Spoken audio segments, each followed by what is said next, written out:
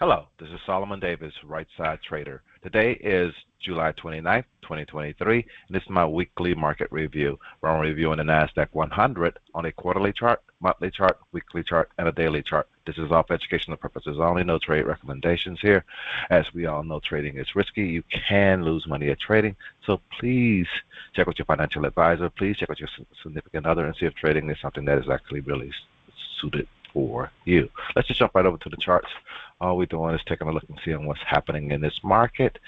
And on the Nasdaq 100, I'm actually looking at QQQ, which is our ETF for the Nasdaq 100.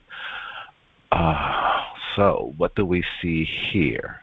We're still seeing green. We are almost at the end of the month, end of July. This quarter look like it is started off pretty good. We are going good so far. We're still above the level that we're expected to stay above. We did come down and test a yearly R1 pivot, and we're staying above that.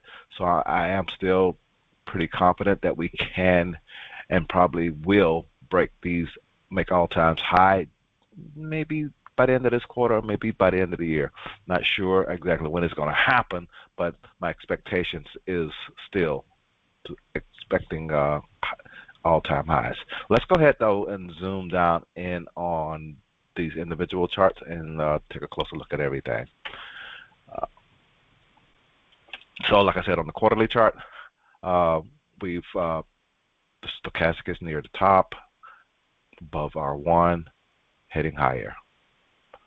On the monthly chart, stochastic is at the top, almost at a quarterly R1, having a hard time fighting that and fighting this supply back over here to the left.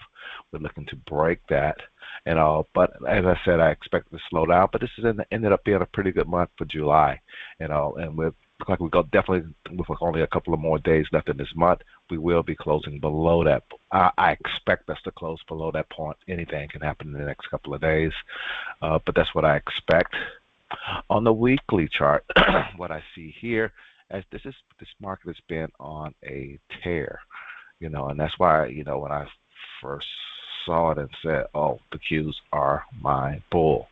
This is what I was seeing, and this is what I kind of expected. What we see once it broke out of this area, went through this area here. Now, it's definitely going to slow down. If these shorts are not out of their trades at this time, that short squeeze is going to happen, and this thing is going to just blow right through there. It's going to be such a push.